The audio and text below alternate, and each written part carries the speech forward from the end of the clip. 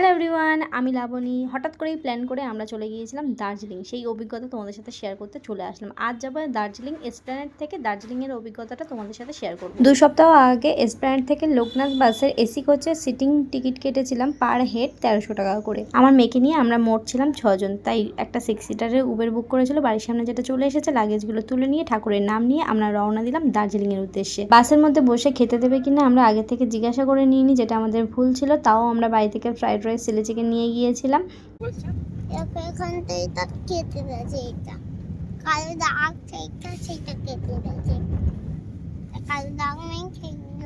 আমাদের বাস ছাড়বে 6:15। আমরা কিছুক্ষণ আগেই চলে এসেছি, তাই শহীদ মিনারের যে মাঠটা রয়েছে সেই মাঠে কিছুক্ষণ বসে থাকলাম, তারপর বাসে উঠে পড়লাম। আমরা একদম প্রথমের দিকেই সিট নিয়েছিলাম, কারণ শেষের দিকে বাস ঝাঁকুনি দেয়। যদিও এইসব বাস ঝাঁকুনি দেয় না, তাও প্রথমের দিকেই সিট নিয়েছিলাম। আমার মেয়ের জন্য আলাদা করে কোনো সিট নিইনি। সিটগুলো এতটাই চড়া ছিল, আমার মেয়ে ভালোভাবে বসতে পেরেছিল। প্রথম সিটে আমি, আমার হাজব্যান্ড বসেছি, আমার মেয়ে বসেছে। পরের সিটে আমার বড় জামাইবু, বড় ননদ বসেছে, আর তার ঠিক পাশে আমার বড় ভাগনা বসেছে।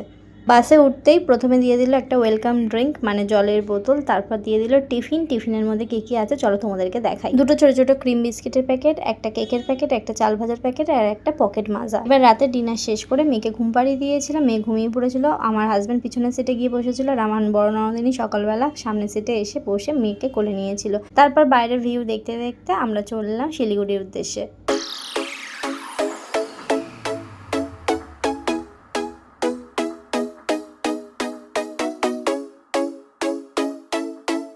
সকাল 6:45 শিলিগুড়িতে নামানোর কথা, কিন্তু বাস অনেকটাই লেট করে, তাই সকাল 9টায় আমরা শিলিগুড়িতে পৌঁছাই। আমরা ফোনে নানা রকম ভিডিও দেখে বাস বুক করে রেখেছিলাম আগে থেকে 6টা সিট, কিন্তু বাসটা 8টার সময় ছেড়ে দেয়। আমরা বাসটা ধরতে পারি না, সেই টাকাটা আমাদের নষ্ট হয়। তাই শেয়ার গাড়িতে উঠে পড়ি, জনপ্রতি 250 টাকা করে ভাড়া দিয়ে দার্জিলিংয়ের উদ্দেশ্যে। তাই নতুন যারা দার্জিলিংয়ে আসো তাদের সবার উদ্দেশ্যেই বলবো, আগে থেকে কোনো গাড়ি বুক করো না। আসো আগে শিলিগুড়ি বা এনজেপি স্টেশনে আসো, সেখানে অনেক শেয়ার গাড়ি, অনেক প্রাইভেট কার, সরকারি বাস যায়। সেগুলো তখনই বুক করে তখনই যেও। একটা টাটা সুমোর মাঝখানের রোতে আমরা বসেছিলাম, আমার হাজব্যান্ড একা পিছনে বসেছিল। তারপর দুদিকে চা বাগান দেখতে দেখতে আমরা এগিয়ে চললাম পাহাড়ে।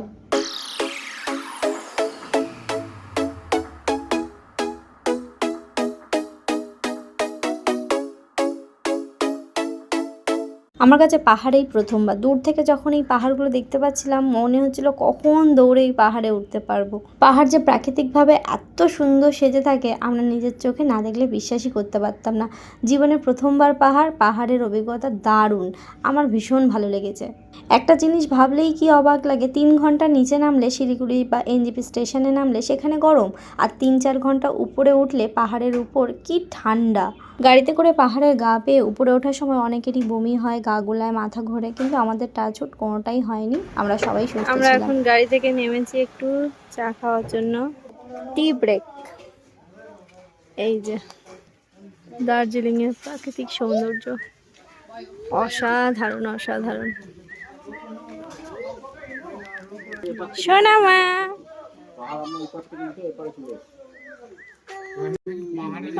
গাড়ি কার্শিয়াংয়ের একটা দোকানের সামনে এসে দাঁড় করায়। সেখান থেকে টিফিন করে নিতে বলে সবাইকে, এবং ওয়াশরুম যেতে চাইলে যেতে পারে। আমার হাজব্যান্ড এবং আমার নন্দাই চা নিয়েছিল। চা কেমন ছিল ওদের এক্সপ্রেশন দেখলেই বুঝতে পারবে। এদিকে একটা ক্ষুদে সদস্যর সঙ্গে আমার মেয়ের বন্ধুত্ব হয়ে গিয়েছিল। দুজনে মিলে অনেক ছবি তুলেছে। দুজনের ভাষা বুঝতে পারছে না, কিন্তু কথা বলে যাচ্ছে। আর একটা পাগলও আমার থেকে ভালো সেজে গুজে থাকে। আমার অবস্থা দেখো, আমাকে ইগনোর করো। যাই হোক, বাইরেটা দেখো।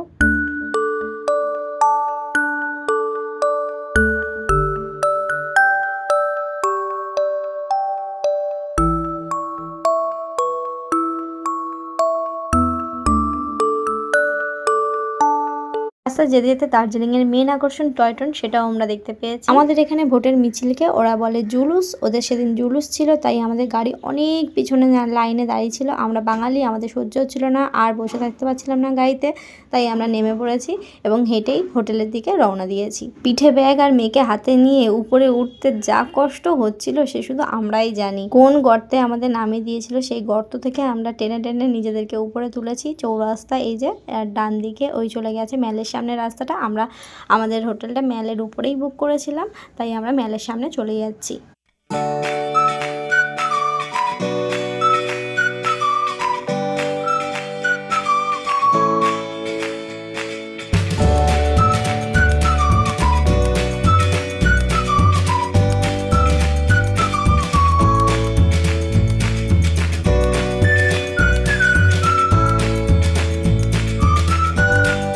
দার্জিলিংয়ের ছেলে মেয়ে উভয়ই ভীষণ পরিশ্রমী, তোমরা দেখলেই বুঝতে পারবে। আর এখানে মানুষজন খুব শান্ত, গাড়ির লাইনে ঘন্টার পর ঘন্টা দাঁড়িয়ে থাকলেও সামনের জনকে হর্ন বাজিয়ে কিছু বলে না। আর আমাদের কলকাতা হলে মারপিট লেগে যেত, যেটা আমাদের ওখানে ভীষণ ভালো লেগেছে। আমরা ছিলাম মনোকামনা রেসিডেন্সিতে, পার ডে ভাড়া ছিল 3500 টাকা করে। আমরা একটাই রুম নিয়েছিলাম, 2টো বেড ছিল। এটা ছিল রিসেপশনে আইডি প্রুফ দেখে চেকিং করিয়ে আমরা চলে গেলাম স্বর্গের সিঁড়ি বেয়ে আমাদের নিচের রুমে। আমাদের রুমটা ছিল ভিউ রুম, তাই ভাড়াটা একটু বেশি পড়েছে। ভিউ রুম তো নিয়েছি নামেই, কিন্তু ঠান্ডার চোটে জানলা দরজা খুলে থাকার উপায় নেই। সিঁড়ি দিয়ে নামতে তো বেশ ভালোই লাগে, কিন্তু ওঠার সময় কিভাবে উঠবো সেটা ভেবেই আমাদের ভয় লাগছিল। এই দেখো আমাদের রুম থেকে এই ভিউটা পাবো আমরা সব সময়। আর এই যে আমাদের রুম, প্রথমেই রয়েছে আমাদের বেড, মানে আমি, আমার হাজব্যান্ড, আমার মেয়ে শুয়েছিলাম এই বেডে। তারপরে আমার ননদাই আর ননদের ছেলে শুয়েছিল, 2টো ব্ল্যাঙ্কেট এক্সট্রা দেওয়া ছিল। রুম আমরা ভিডিও কলে দেখেই বুক করেছিলাম। চেকিং করার পর একই রুম পেয়েছি, যেমন বড় তেমন পরিষ্কার পরিচ্ছন্ন। ওয়াশরুমটা তুলনামূলকভাবে ছোট ছিল, কিন্তু ওয়াশরুমে গিজারের ব্যবস্থা ছিল। কলকাতায় যে পরিমাণ গরমে থাকি, দার্জিলিংয়ে গিয়ে এতটা ঠান্ডা পাবো আমরা ভাবতে পারিনি। যাই হোক, রুমে একটা ইলেকট্রিক কেটেলেরও ব্যবস্থা আছে। এদের নিজস্ব প্যান্ট্রির ব্যবস্থা রয়েছে, তবে আগে থেকে খাবারটা বুক করতে হয়। ভিডিওটা আর বড় না করে এখানেই শেষ করছি। ভিডিওটি ভালো লাগলে লাইক, কমেন্ট, শেয়ার, সাবস্ক্রাইব করে দিয়ে দেখা হচ্ছে নেক্সট পার্টে। ততক্ষণের জন্য টাটা, সবাই ভালো থেকো, সুস্থ থেকো, বাই।